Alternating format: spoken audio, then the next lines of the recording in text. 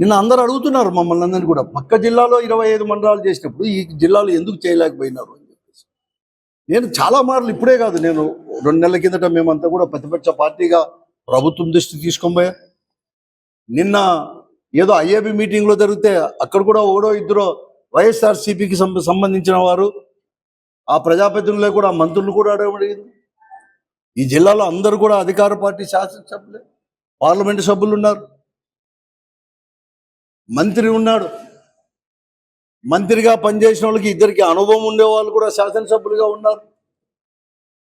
రాయదుర్గ్ కానీ గుంటకల్ శాసనసభ్యులు ఉన్నారు. ఎవరికి తెలియకపోయినా కూడా రైతు కుటుంబం నుంచి వచ్చిన వారే అందరు కూడా, చాలా మంది కూడా గ్రామీణ ప్రాంతాల నేపథ్యం నుంచి వచ్చిన వారే. రైతు కష్టాలు తెలుసు, రైతు కూలీలు తెలుసు. వాళ్ళ గురించి ఎక్కడికైనా పట్టించుకోలేదు. ఇంత అన్యాయం జరుగుతానే కూడా 31వ తేదీ జీవో ఇవ్వడం జరిగింది. క్లియర్గా మంది కూడా డిజాస్టర్ మేనేజ్మెంట్ వాళ్ళు అందరు కూడా కలెక్టర్ రిపోర్ట్ తీసుకొని ఈ రాష్ట్రంలో అన్ని కలిసి అని చెప్తే, అంటే 4 రోజులైంది. నిన్న ఆంధ్రజ్యోతిలో కావచ్చు, ఈరోజు ప్రజాశక్తిలో కావచ్చు, పేపర్లో కూడా ఇంత పెద్దగా కూడా తీసుకొని వచ్చేసినా కూడా ఎక్కడ కానీ ఒకరిలో కూడా చలనం కూడా లేదు, రియాక్షనే లేదు ఎమ్మెల్యేలో. నేను అందుకే 30 తేదీ చెప్పింది, ఈ జిల్లాలో ఉండే ప్రజాప్రతినిధులకు సొంత ఆదాయాలు సొంత పెంచుకోవడానికి తప్ప ఇంకా వేరే పనే లేకోకుండా ఒకే పనితో కూడా పోతా ఉన్నారు అని చెప్పి. అంతెందుకు, ఇప్పుడు రబీ అనేది కూడా ఇంకా అయిపోతుంది. రబీ కూడా విత్తనం వేసేది కూడా అయిపోయింది. దాదాపుగా 70,000 హెక్టార్లు, అంటే 1,80,000-85,000 హెక్టార్లో ఎకరాల్లో శనగ పంట వేస్తారు, పప్పు శనగ వేస్తారు. విత్తనం గతంలో జగన్మోహన్ రెడ్డి గారు ముఖ్యమంత్రి 40%తో ఇచ్చేవారు, కానీ వీళ్ళు 25%తోనే అన్నారు. అదైనా ఇస్తారంటే ఇంతవరకు ఇవ్వలేదు. ఇప్పటికే దాదాపుగా 40,000 హెక్టార్లు. ఇది వ్యవసాయ అధికారులు చెప్పింది, నేనేం కాదు, వాళ్ళ రిపోర్టే. 40,000 హెక్టార్లు అంటే దాదాపుగా 1,40,000 ఎకరాల్లో 1,10,000 ఎకరాలు విత్తనం వేశారు. ఈరోజు రేపో మిగతా అంతా కూడా విత్తనం వేస్తారు. ఇంకా శనగ విత్తనం వేయలే, రెడీగా ఉందంట. రేపో మాపో ప్రారంభిస్తారట. ఎందుకు ఇవి?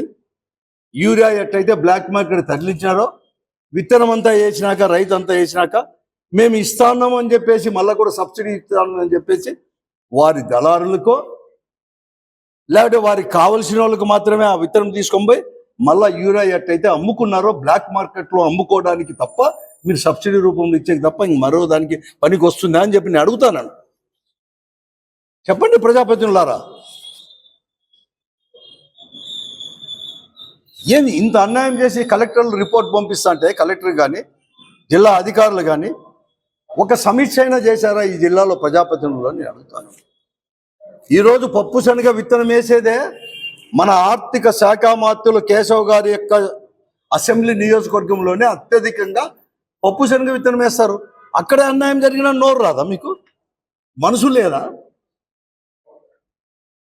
ఎందుకు మీరు ప్రజాప్రతినిధులు ఒక సమీక్ష చేశారా అని చెప్పి నేను అడుగుతాను. వ్యవసాయం పైన ఇంత ఘోరమైన తప్పిదాలు వ్యవసాయ అధికారులు కానీ లేకుంటే సిఇఓ గారు కానీ, అంటే చీఫ్ ప్లానింగ్ ఆఫీసర్,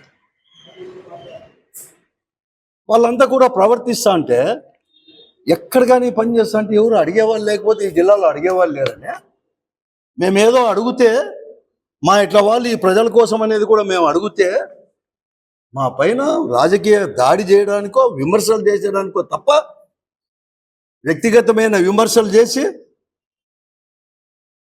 మీరు చేసే తప్పిదాలు, మీరు చేసే ఘోర ఆకృతాలు అక్రమాలు దాచిపెట్టుకోవడానికి మా పైన చేసి మీరు తప్పించుకోవాలని చూస్తారా?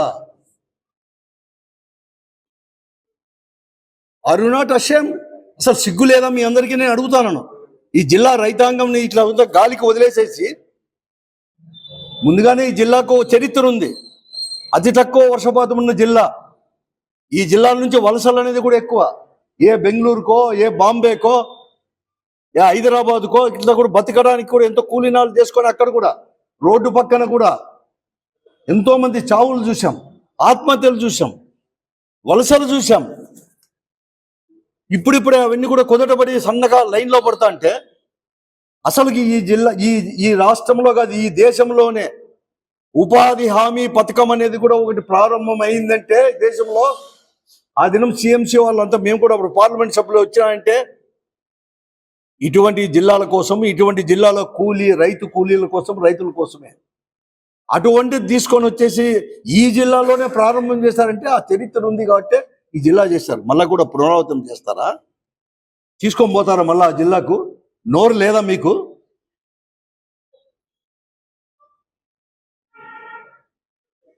ఎవరు కట్టిస్తారు ఈ నష్టాన్ని ఈ రైతాంగానికి? కనీసం నిన్న వచ్చినాడే పుట్టపర్తికైనా సీఎం గారు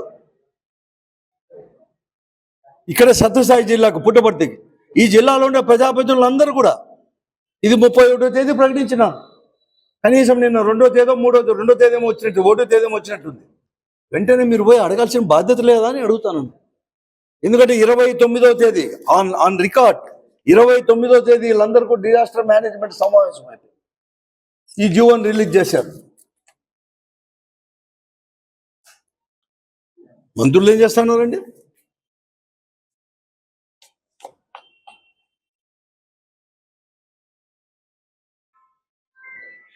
ఇన్ని వేల కోట్ల రూపాయలు దగ్గర రైతాంగానికి నష్టమైతే అంటే వాళ్ళు ఆదుకునేవాడు ఎవరు అని చెప్పి నేను అడుగుతాను. ఇప్పటికైనా కానీ కళ్ళు తెరవండి, వెంటనే మాట్లాడి పునఃసమీక్షించండి. నేను కలెక్టర్ గారికి బహిరంగంగా నేను మనవి చేస్తా ఉన్నాను, రిప్రజెంట్ చేస్తాను, అప్పీల్ చేస్తాను. కనీసం మీరైనా కానీ జిల్లా అధికారులతో సమీక్షించి వెంటనే రిపోర్ట్ పంపండి అని చెప్పి నేను అడుగుతాను. ఎందుకు మీరందరూ కూడా కలెక్టర్ గారు కానీ, ఎస్పీ గారు కానీ, జిల్లా అధికారులు కానీ, జిల్లా ప్రజాప్రతినిధులు ఎలా చెప్తే అలా గంగిరెద్దుల మాదిరి తల ఊపడానికి కాదు మీరు ఉండేది. మీకు సపరేట్గా చట్టం ఉంది, మీకు ఒక అధికారులు ఉన్నాయి. జిల్లాలో ఇంత పెద్ద అన్యాయం జరుగుతున్నా, ఇతర భూములు ఆక్యుపై చేస్తాన్నా, దానిని ప్రశ్నిస్తే అధికారులు ఒప్పుకోకపోతే అధికారులను ట్రాన్స్ఫర్ చేయడం, ఎవరైనా కానీ మాట్లాడితే వారిపైన బురద జల్లడం, ఇది తప్ప ప్రజాప్రతినిధులకు లేకపోతే మీరు కూడా వాళ్ళకు మాత్రమే ఒత్తాసు పలకడానికి, వారు మెప్పు పొందడానికి మాత్రమే మీరు పనిచేస్తుంటే ఎందుకు మీకు మాకు అందరు కూడా కలెక్టర్లు ఎందుకు, ఎస్పీలు ఎందుకు, వ్యవసాయ అధికారులు ఎందుకు అని చెప్పి మేము ప్రజల తరపున నేను ప్రశ్నిస్తాను. ఎప్పుడు లేదది. మేము అధికారంలో ఉన్నా, మా పార్టీ అంటే మేము ప్రజాప్రతినిధులు ఉన్నప్పుడు అధికారంలో ఉన్నా కూడా మేము సమీక్షలో పాల్గొని అసెంబ్లీలో కావచ్చు, ఇక్కడ డిఆర్సీ మీటింగ్లో కావచ్చు, ఐఏబీ మీటింగ్లో కావచ్చు, లేకపోతే ఇంకొక సమావేశంలో కావచ్చు, ఎప్పటికప్పుడు ప్రజా సమస్యలు లేవనెత్తేవాళ్ళు. ఒక్కరు లేరా? ఇంతమంది ఉన్నారే ప్రజాప్రతినిధులు. అంటే మీరు అంతా ఓన్లీ పదవులు అనుభవించడానికి మాత్రమేనా?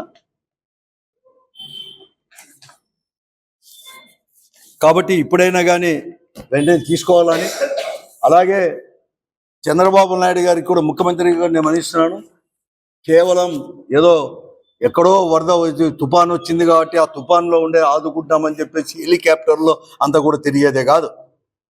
దీన్ని కూడా తెలుసుకోండి ముఖ్యమంత్రి గారు. ఈ జిల్లాలో ఉండే పరిస్థితులు, రైతుల పరిస్థితులు ఎలా దెబ్బతిన్నాయో అని చెప్పేసి. అలాగే నేను అన్ని పత్రికలకు నేను మనవి చేస్తాను, ఎప్పుడూ రాజకీయాల గురించే కాదు, ఈ జిల్లాలో ప్రజల యొక్క పరిస్థితి కానీ, రైతుల పరిస్థితి, గ్రామీణ ప్రాంతాల్లో పరిస్థితి, లా అండ్ ఆర్డర్ పరిస్థితి ఎప్పటికప్పటికి ఇప్పటికే మీరు అంతా కూడా రాస్తున్నారు. ప్రపంచానికి తెలిపే విధంగా, ప్రభుత్వానికి తెలిపే విధంగా రాస్తున్నారు. ఇంకా ఎక్కువ కూడా స్పందించాలి, రాజకీయాలకు అతీతంగా కూడా స్పందించాలని చెప్పేసి కూడా నేను కోరుతాను. రావాలి, అవి కూడా ఒక చోట కాదు, 3 చోట్ల ఒకే ప్రాంతంలో 3-5 చోట్ల కూడా తీసుకోవాలి. రూల్స్ ఉన్నాయి. దాన్ని కూడా దిగుబడి ఎంత ఖర్చు వస్తుంది, సాధారణంగా కూడా ఎంత దిగుబడి రావాలి, ఇవన్నీ కూడా. ఇప్పుడు ఉంది వేరుశెనగ ఉంది, 10 నుంచి 15 క్వింటాలు రావాలి ఎకరాకు. కానీ ఇక్కడ చేసింటే 4 లేకుంటే 5, కొన్ని దగ్గర అయితే 2 కూడా వచ్చేసాయి క్వింటాలు, ఇంతే వచ్చేసింది అండ్ రికార్డ్. కానీ అవన్నీ దాచిపెట్టారు, ఎక్కడ బహిరంగపరచలేదు. ఏ అధికారిని అడిగినా కూడా, వ్యవసాయ జేడీ గారిని అడిగినా కూడా ఉలకదు పలకదు.